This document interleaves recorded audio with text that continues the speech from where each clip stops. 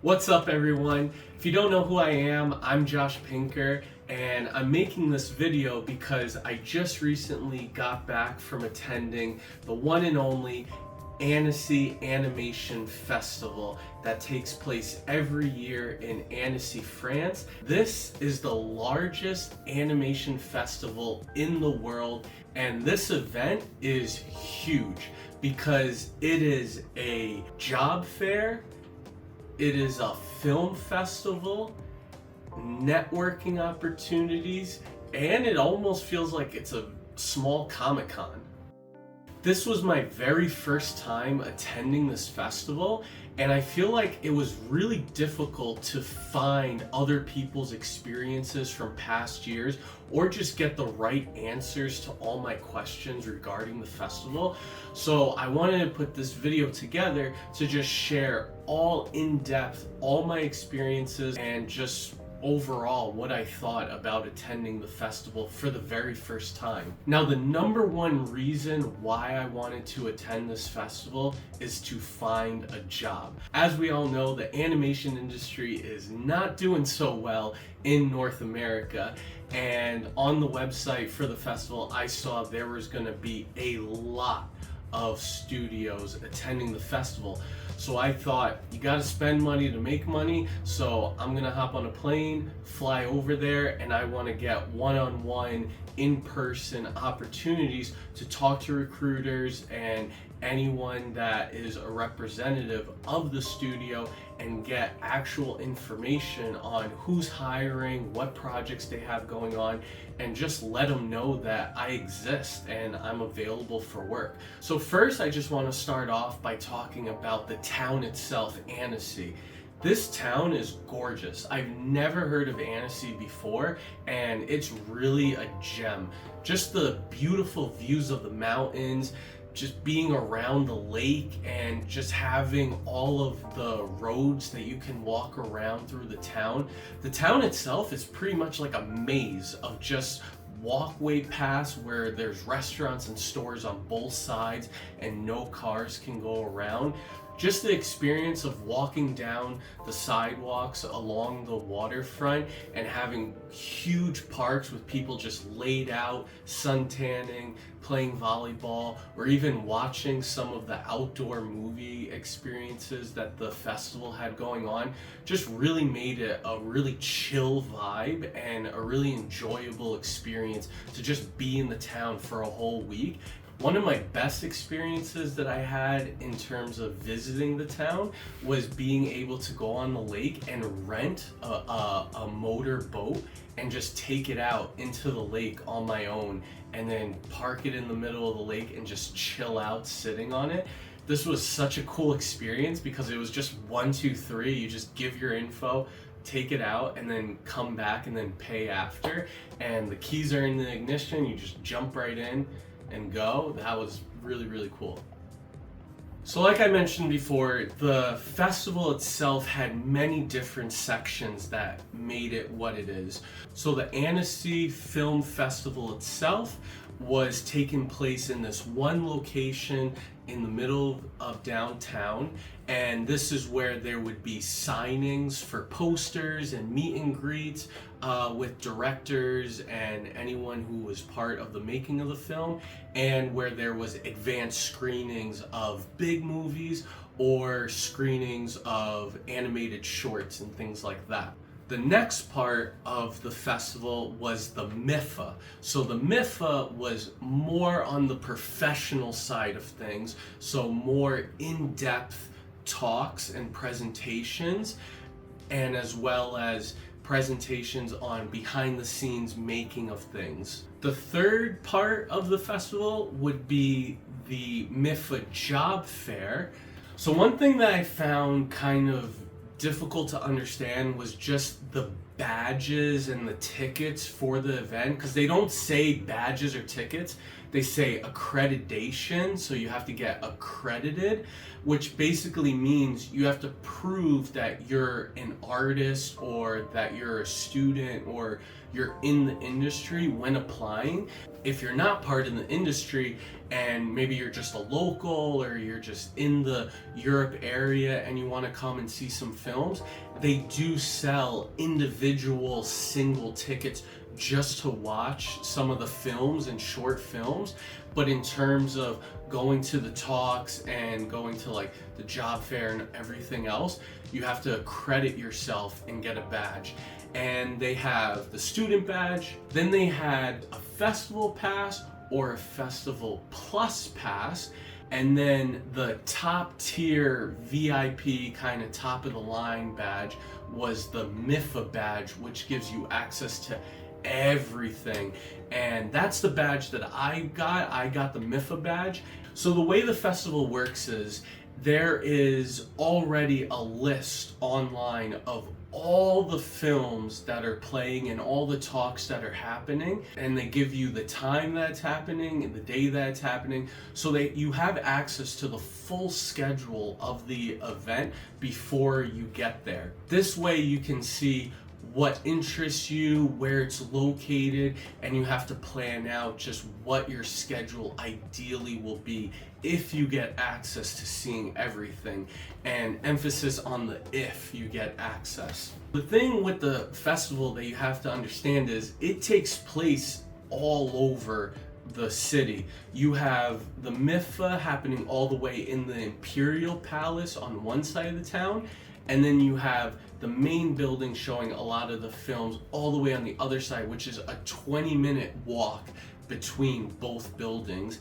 And then you have the smaller movie theaters that are also around the city to watch other films and talks. So you really have to plan out if one film ends and then you immediately want to see a film that's taking place like 10 minutes later, how far away is it? Because if you don't get there in time, then you won't get in. So how it works is you'll actually get an email from the festival and they'll tell you the day and time that all the films open up for you to get your tickets. So depending on your badge, you're allowed to reserve tickets for each screening, but you can only do a certain amount per day. So for me, I had the MIFA badge. So with the MIFA badge, I was allowed to reserve 3 screenings per day. So each day I was allowed to pick 3 things that I wanted to see, and that was the max. And you have to remember that there's maybe like, you know, the big screening at the end of the day, but maybe there's like 2 or 3 talks during the afternoon and films and screenings that are also going to be of interest that you want to see. So a lot of the times you have to weigh out what do you really want to see, and also thinking about if you can't get into it, what are your other options, and reserve tickets for that. Once that day comes and it hits the time for when you go online to reserve everything, thousands of people are also doing the same thing, and they're loading up all their tabs at once. And then when that time hits, everyone is refreshing their pages and then reserving the tickets that they want for that show. So your badge that you get for the festival gives you access to then reserve the tickets for the films and for the talks that you want to see. And you also have to keep in mind that not every badge gives you access to every single film and talk. So that's something to keep in mind also. And you'll see that at the bottom, it'll say, this is the film, this is the time and day, and these are the badges that are allowed to reserve and see this film. I don't know what happened, but I had dyslexia for a split second, and when I saw the email about the time, I went into my Google Calendar, set an alert, and I don't know what I did, but I set the alert for an hour after the time of the opening happened on the website to reserve the tickets. So I missed all the reservations by an hour. So by the time I went on, everything was fully booked up, and I was devastated because even though I'm not going to this festival for the main reason of seeing this film, I still spent a lot of money to attend, and I wanted to have access to this. But I will say that I kept refreshing and checking in, and I don't know how it would say this session is completely full. I would just keep refreshing and checking in, and then I would see it would say one last ticket available, like click now to reserve, and I reserved, and then I was able to get in. So I guess some people, they might go back and cancel one thing so they can have availability to get something else, or maybe their schedules change. So things are always in flux, so just keep refreshing even though if it says the session is full.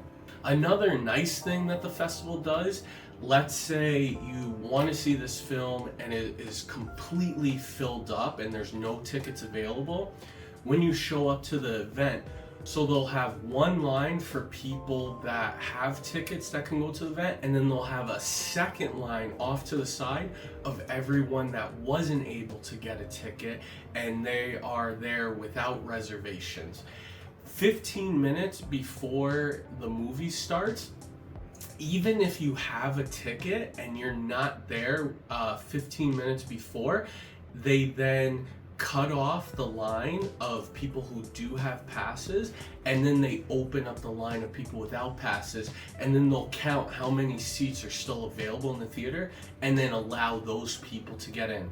I was able to do this, I think, 2 times, getting on a line without a ticket, and I was able to get in, but I did show up around like 40 minutes before the start time, just to make sure I was in a good spot on the line so I was able to get in.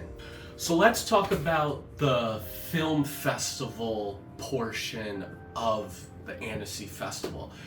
So there was this one main building downtown, and this had the big screenings, all the advanced screenings, things like the Garfield movie, Inside Out 2, the Transformers 1 movie, and the brand new Looney Tunes film. I was able to see Transformers 1. This was a really cool experience. This was a very, very popular film that everyone wanted to see. So to get into this one, the tickets sold out super quickly. It's really cool just being in that big of an audience to see something for the very first time, and you know everyone in the audience is like a diehard fan and also part of the industry, so they know everything that went into the film. As well as a few rows down at the front, it's reserved seats for the directors and producers and people that worked in the film that are also attending the festival and premiering the film at the festival for everyone in attendance. So that's really cool also, to just be in the presence of the people and watching their film along with them. At the end of the Transformers movie, everyone stood up and there was a 5-minute standing ovation. Everyone was just cheering, and the director started like tearing up because he was so emotional, because he put his heart and soul into this film. And at the end, everyone got a poster for the film, and then they exited everyone out of the building to the back. And I was in the back of the building when I got out, and I really had to go to the bathroom, but the bathroom was on the other side of the building. So I ran around the building, and when I got to the other side, I saw these black SUV cars parked, and then a door opened, and the animation director of the film came out, and other key people that worked on the film came out. And then right away I just froze up, but then I got my poster, got my Sharpie, and I went up to the director and I asked for his autograph and a selfie, and he said yes. So here's that poster, got it signed, and here's me with the director. And that was just a really cool experience, getting to meet him and getting that autograph. A lot of the films at the festival, it would be the showing of the film, and then a signing, meet and greet, and then maybe an additional behind the scenes making. So they would kind of break it up into those three categories so you can have multiple opportunities to just get an experience around the project. For the Transformers one, it was just the screening and that was it. So I felt really lucky that I was able to get a quick one-on-one with the director, talking with him, and be the only one to get my poster signed for the film. So that was an awesome experience. The next big screening that I got the opportunity to go to was the brand new Looney Tunes film. That was really cool because that took years to make it, and it's 2D hand-drawn frame by frame animation, so it feels very like on brand, original. And it was just Daffy and Porky Pig as the two main characters in the film, and it was an hour and a half of just constant silliness and just the typical Looney Tunes universe of just wacky fun. And it's been a long time since I've seen a film like that, so it was just an awesome experience watching that and just hearing everyone in the audience just constantly laughing their butts off. Next event was the behind the scenes making of the brand new Garfield movie. This was also an amazing behind the scenes making, but it was just really fun and cool of an experience, seeing how they went from getting references of the Garfield comic strips and turning the characters exactly how they look from the original comic strips into 3D characters while still having those 2D elements. So it was really fun seeing animated clips and then seeing the behind the scenes making of how they got to getting that style and how they would keep the camera in a certain way. And even people's questions were like super specific and trying to dial in, like, how did you get the mouth to look like this? And hearing their answers was really cool. So they announced that they were going to have a Q&A at the end, and the first 6 people to ask a question would get a prize. As soon as I heard that, my hand shot up because I had a question, and I was actually the first person to ask a question. And the prize was this really cute, adorable plushie of baby Garfield that's seen in the movie. And then at the end of the Q&A, I went up to the stage and I got both the animation director and the special effects animation director to sign the tag on the plushie. So that made it just even more of a memorable moment, getting the plushie and getting their autograph on the tag. So that was just an awesome experience having that happen. On the very first day of the festival, they actually had an exhibit for Wallace and Gromit. I am a huge fan of Wallace and Gromit, and one thing that was really cool was that this was actually free for anyone. You didn't have to have a ticket or have a badge for the festival, so this was open to all. And the line actually wasn't even that bad, but it was just really cool seeing all the behind the scenes. And they actually had one of the senior animators from Wallace and Gromit explaining the behind the scenes and the making and showing the actual figures from the movie. So getting an experience like that was absolutely incredible and made me just so happy. And I loved having that experience at the festival. Then there was also the signing experience, and this also was free to anyone. You didn't have to have a badge or a ticket. Anyone can show up and line up, and they would have times throughout the week where you can get a signing for a specific show or a movie or whatever they're exhibiting at the festival. This video right here, this was for the Arcane series, and this one was packed. I didn't bother getting online, but it was people showing up hours and hours before getting online just to meet the creators and getting a free poster signed by everyone. But this gives you a pretty much idea of how things looked like and worked when people wanted to get things signed and do the meet and greet. The 2 meet and greets that I was able to do, I did these on the same day back to back. The first one was with both of the animation directors on the brand new Wallace and Gromit film that's coming out on Netflix. I wasn't able to go to the event where they showed like a sneak peek and talked about the film, but then right after they came downstairs and then there was a lineup and then they gave out free posters and then they both signed the posters. So that was really cool to just get that chance to meet them and have a new poster up for my wall. I got the poster right here. It's super awesome and I love it. Got it right next to me for whenever I'm working on the computer. And then I got that poster, and then next thing I knew, there was another line, and this line was for, I don't know if it was a show or a movie, but it's called Twilight of the Gods. And the director for this movie is the one and only Zack Snyder. Now, one thing I think is hilarious is they only showed the photo of the film and just showing Twilight of the Gods, and then in the very small fine print, they said, you know, directed by Zack Snyder, signing for the Twilight of the Gods, but they never like put his name really big. If this was San Diego Comic-Con, the line would be 4 hours long and it would just be packed and impossible to get on the line. You probably would have to do a lottery just to get access to the line. The fact that, yes, the animation festival is big, but because they didn't advertise his name and so many people had other events happening at the same time, the line was actually really, really reasonable for wanting to meet with Zack Snyder. There were a lot of people on the line that had DVDs of like Batman vs Superman and Justice League for him to sign. And then he had a poster for Twilight of the Gods. So it was just really cool, just meeting directors of Wallace and Gromit, hopping on another line, and then meeting Zack Snyder back to back in the same day.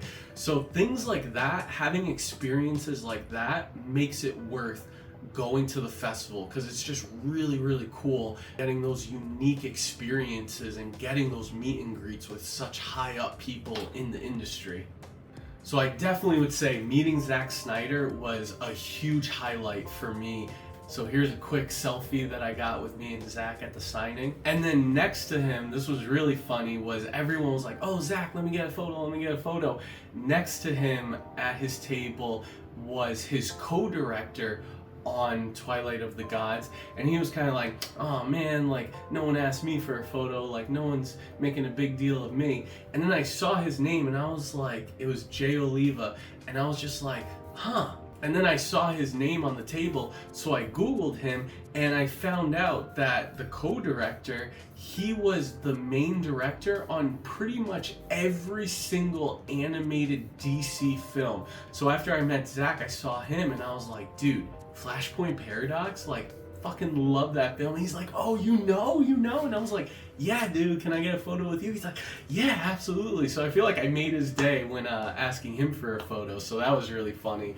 But that blew me away also, because I'm just such a huge fan of all the animated DC films, and I've never heard of them before. And that's the thing also, like, you're not gonna know everything about everything in the animation world, and it's a great way to just learn about new people and key people in the industry in this organic way.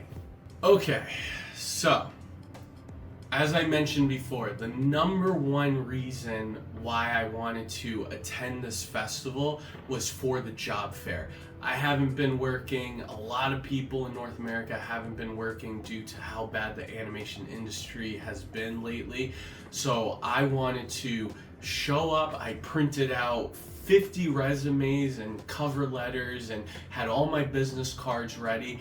And on the website, it says we're gonna have all of these studios attending, and it's going to be a huge floor with all the booths set up so you can meet recruiters and things like that. So I was really, really excited, and that's the main reason why I bought the MIFA badge, so I can have access to everything at the festival. So this is how they had it set up. So there's 2 floors, so there's the ground floor and then the first floor upstairs. So the first floor is the smaller section, which is open to anyone. Any badge type can attend the smaller section upstairs, which is considered the first floor. On the ground floor, that's where it is the bigger, larger area, and it's huge. And that's where a big amount of companies and studios are on that floor. On the ground floor, where it's the larger area, only people with a MIFA badge are allowed to go down there. Or if you're a student, you have access for one day. They kind of punch a hole on the date on your badge, and then they allow you in for one day. So this part of the festival, the MIFA job fair, recruitment, whatever, this was the biggest disappointment for me. I didn't like this experience, and this was not a job fair, and it was not how they advertised what the experience was going to be online. What it was an opportunity for the studios to set up meetings so they can find distribution, financing, production assistants, producers, selling things, marketing. All that business stuff was what the MIFA was intended for. All the business stuff that the companies and studios needs for their upcoming projects and upcoming shows. Also, I've been to job fairs before, and typical setup is you would have a table for the studio, and then you would go up to the table, and whoever's at the booth is affiliated with the studio, whether they're a supervisor, a director, or the recruiter. You talk to them and get one-on-one information about the studio. Normal job fair stuff. This year, what they did at the MIFA, they would just group the studios together and have them all combined under the same country. So just the country's name would be the title of the booth. And at the booth, they would have the images of the shows, of the studios that are being represented at the event. But in addition to that, some of those studios aren't actually there. They would have maybe a studio's name on the wall in the shows. Every booth, they would have a host working there, and you can get information. And every single host was basically a volunteer. They had no involvement with the studios, and they had barely little information to work off of. So I would go to the booth and I would say, "Hi, I want to talk to this studio." And they would actually tell me, "Oh, it's just like the owner of the studio, and he's not here. He's just like attending the festival and walking around, but they're not taking meetings or anything. It's just advertising the studio as like part of the country."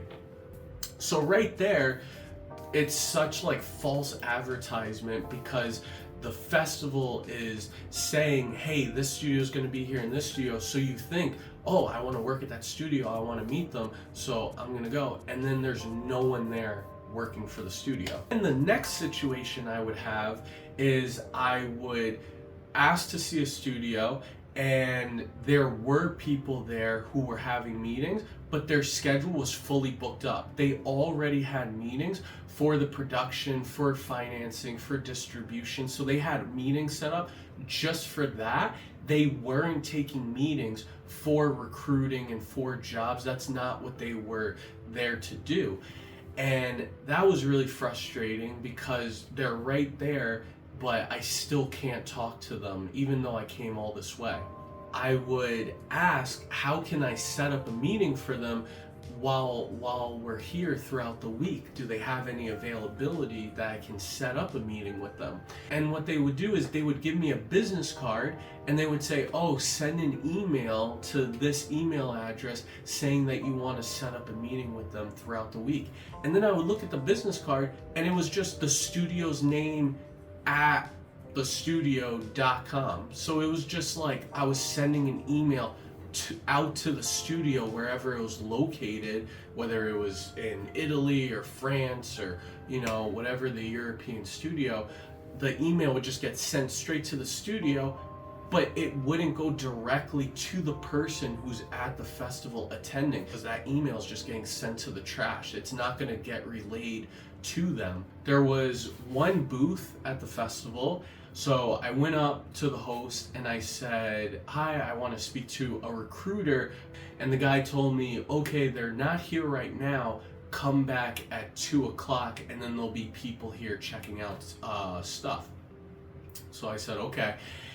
So I walk around the festival, I come back, and then I see a line of people, and then I ask the host, "Oh, is this the line to meet people?" So the guy tells me, "Yeah, this is the line for portfolio reviews, and we're only looking at students right now. So we're only prioritizing doing portfolio reviews for students, and the people doing the portfolio reviews are artists that work at the studio." So then I tell him, like, "Okay, well, I'm not a student and I don't need my portfolio review. I just want to talk to someone that works at the studio, like a recruiter, to talk about job opportunities." And he's like, "Oh yeah, that's not really what we're doing right now. Maybe if you want to send an email to the studio saying, here's the card." And I got so frustrated, and I told the guy, I was like, "Listen, I flew from Canada all the way here. I didn't go on a 7-hour flight to come here just to send an email to the studio. I'm here, I bought the most expensive badge. I want to meet someone in person. Like, how can I make that happen? I'm not sending an email."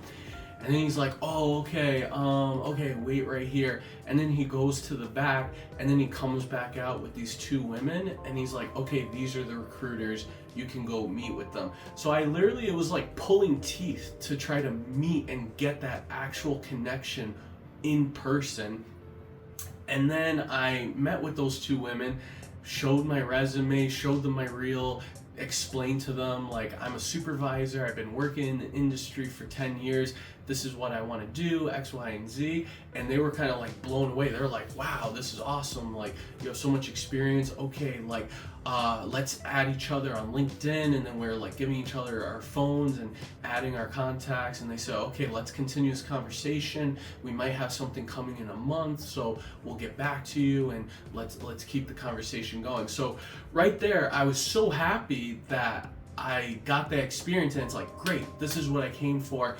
I got it, but it was so difficult to get to that opportunity. So the exhibition area where the job fair is happening draws together all the animation industry's key players over the course of 4 days. It's 7,000 M squared floor space, will host over 900 exhibiting companies, which is covering 102 countries and 15,800 accredited attendees. So out of the 900 companies that were at this job fair, I was able to meet with 5 or 6 studios and have actual job interview meetings and talk about employment opportunities. 900 studios, I only got to meet with 6. And that wasn't just because there wasn't enough time. Those were the only studios that actually had a recruiter that was willing to meet and talk with me. After you get accredited and you get your badge from Annecy, there is a portal on their website for you to create your profile. Once you do that, it gives you access to all the studios that are going to be at the festival, and you can go through basically the network, and you can search by name, by company, by country, and you can see everybody who's attending the festival as well as all the studios who are attending. And you can see the studio, go to its page, and it'll tell you the people that are there for that studio.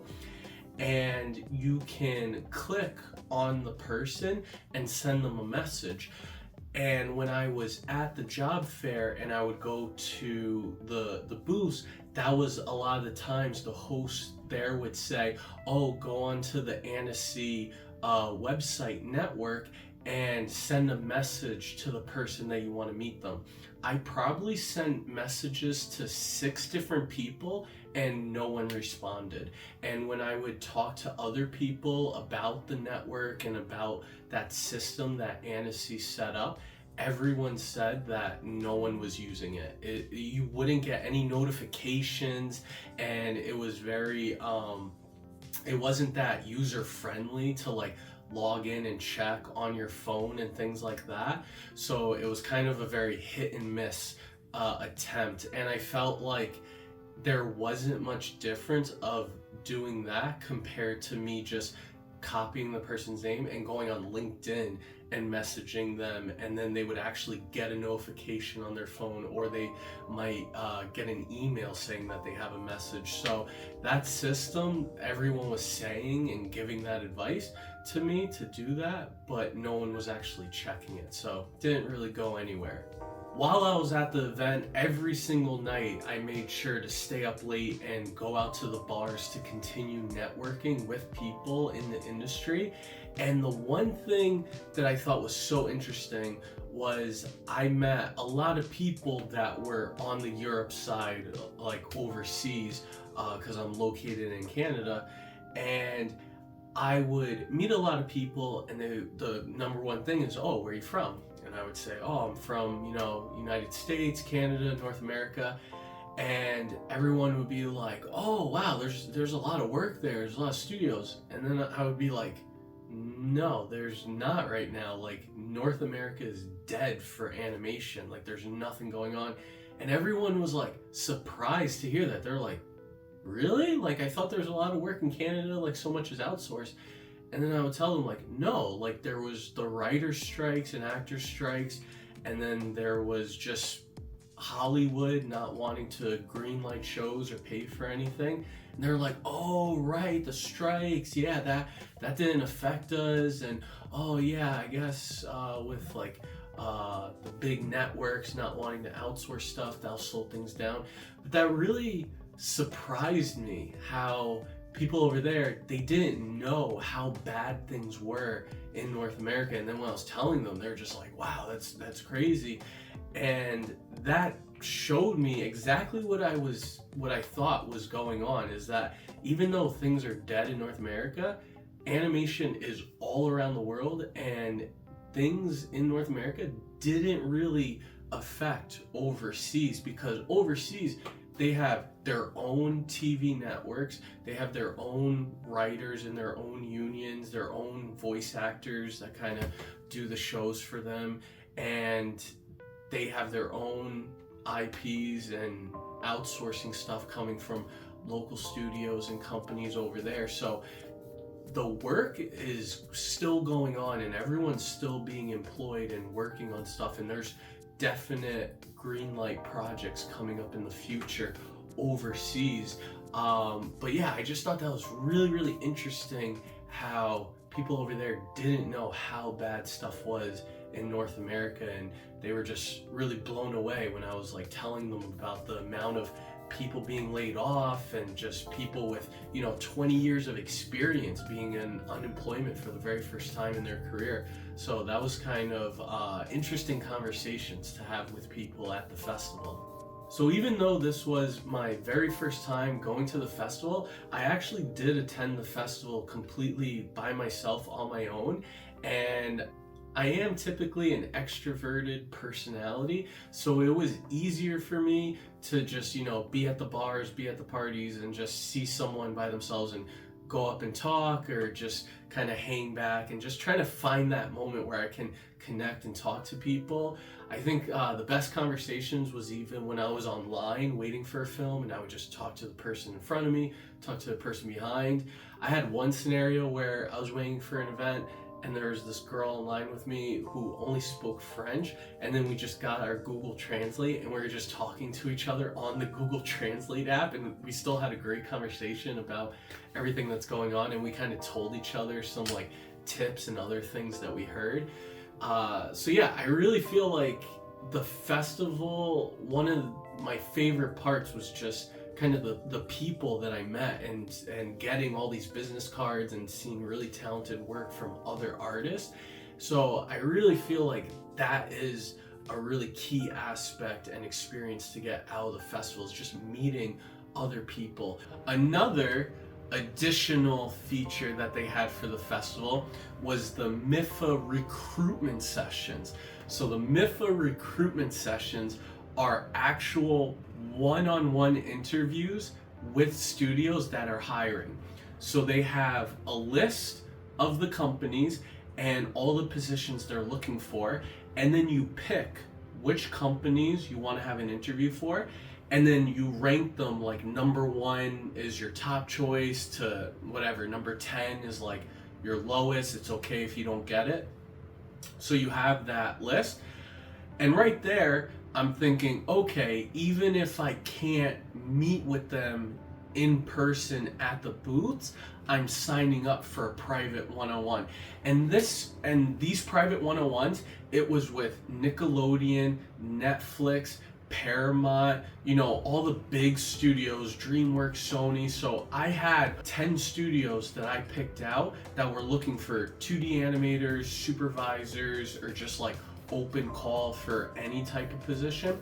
I had my list set up. Then on a certain day, they cut off the time that you can pick what studios you want, and then they send it to the recruiters, and then the recruiters have their schedule, and then they pick the people that they want off the list and everything. And this is why maybe you won't get your first choice, but your second or third choice, that would have less people signed up, and then you have a better chance at getting into it.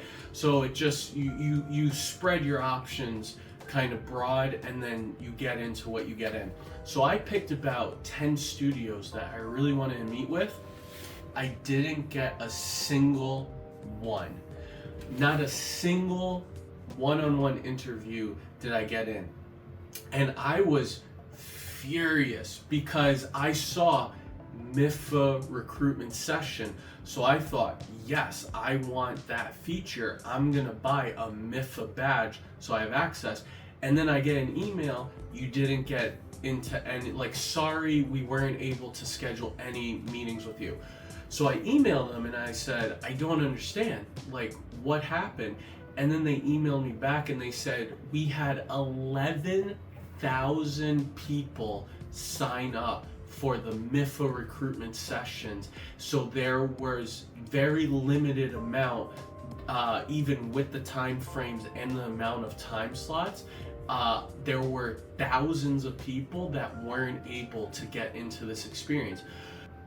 Why would you like oversell badges to the point where not everyone can get in? And then they told me, oh, no, all badges have access to it, and it's in the fine print. If you're a student, Festival Plus, or a MIFA, you get access to the MIFA recruitment sessions. And that was the one thing that also kind of threw me off, the wording of things. It would say this is a MIFA talk, but then you would see students in, or MIFA recruitment sessions, but then student or festival people are still able to get in. So the wording was very contradicting of what the event was and the badges that were able to get in.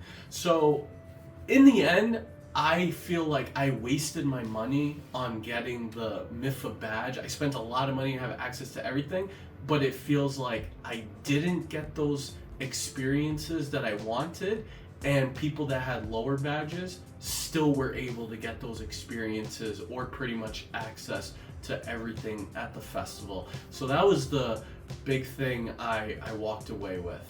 So this is the building of where the MIFA recruitment sessions were happening, and a staff member actually told me if you show up, you can put your name on a wait list, and maybe an interview would end early, or maybe someone won't show up and then there's a gap in the schedule. They'll take your name off the list and then slide you into the rotation so you can have an interview. So I said, okay, great. I showed up at 9 a.m. when they started, and my name was the 10th person on the wait list. I was there for 2 hours sitting out on those beach chairs waiting, and I never got called in. And then at that point, I was just so done with the experience that I just left and just continued on to just enjoy the film festival portion of the festival. So even though I was having a really cool experience with going to the screenings and, you know, getting posters, getting things signed, and meeting people online was always a really cool thing. Whenever I was online for a film, I would always make sure to like talk to the person in front of me or behind me and start conversation and, you know, exchanging business cards and just try and network. I did find a staff member, and I expressed to them how disappointed I was at how difficult it was to meet someone that works at a studio or to try to talk to someone about finding a job. And then they told me, well, one thing a lot of people do is at night they go to the bars and then they just meet people at the bars naturally. And it's like, okay, that's cool, but then why did I buy a badge for the festival when people are networking late at night at the bar for free? So that also was kind of like a weird contradiction of the experience. You fly all the way here, buy the expensive badge, but then the top people that you want to meet are just hanging out late at night at bars, and then you meet with them there.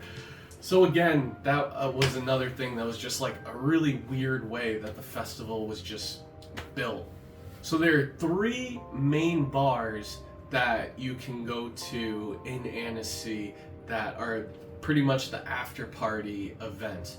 So there is Cafe des Arts, and that bar is for all the students. If you're a student just starting out in the industry, that bar is for you. And these bars, it flows out into the street where it's like no one could fit in the bar. It's just all over the bridge where the water's going underneath into the street, and it's just a mob of people. The next one is the Captain's Pub. So this one is where the studio owners, the directors, any like key people that did talks on behind the scenes of the film, this is where they're at. And this was probably the bar that I spent the most time at, and I did meet some really cool people and studio owners and had really awesome conversations, and that was a great experience. The third bar, this bar was kind of like an in-between mix experience, and it was called Beer O'Clock. And like I said, it was a mix of just like international people or students or people in the industry. It was a weird mix for that bar. I almost feel like that bar was like the pregame, and then you move on to the bigger 2 bars, whether it was just for students or the higher ups. So yeah, that pretty much sums up everything I can think about in terms of how the festival works, what my experiences were, things that I love, things that I didn't like. Would I go back to the festival again? I would, but I wouldn't go for another couple years. I wouldn't go every single year. I would definitely space it out just because of how expensive it is in terms of the badge, finding a hotel, and traveling all the way there. It can be pretty pricey. And for me, I was just thinking, you know, you got to spend money to make money, and I kind of put my eggs all in one basket with trying to get something out of this experience. I had so much fun attending the big screenings for the films. I love the new posters that I get to add up onto my wall. I loved all the people and artists that I got to meet. I was able to get some interviews with some studios and build those connections and get their personal email addresses. So now I have those that networking set up so I can continue to talk with them about any job opportunities that could come up in the near future. So I really hope this video was helpful. If you're thinking about going to the festival, I hope I was able to answer some of the questions that you had and maybe just give you a better idea of what the experience is going to be like if you were to attend. Obviously, if you have any questions about the festival that I didn't mention, feel free to add a comment below or send me a message, and I'll be happy to answer any more questions that you might have about the festival. Again, thank you so much for watching this video. I really appreciate it. Please hit that subscribe button, and please follow me on other social medias. I'm always attending festivals and anything related to animation, so I'm really hoping to, in the future, make more videos like this. So any feedback you had about this video, I really appreciate it, so I can continue improving on making even better videos later on. Thank you so much for watching again, and I'll see you around.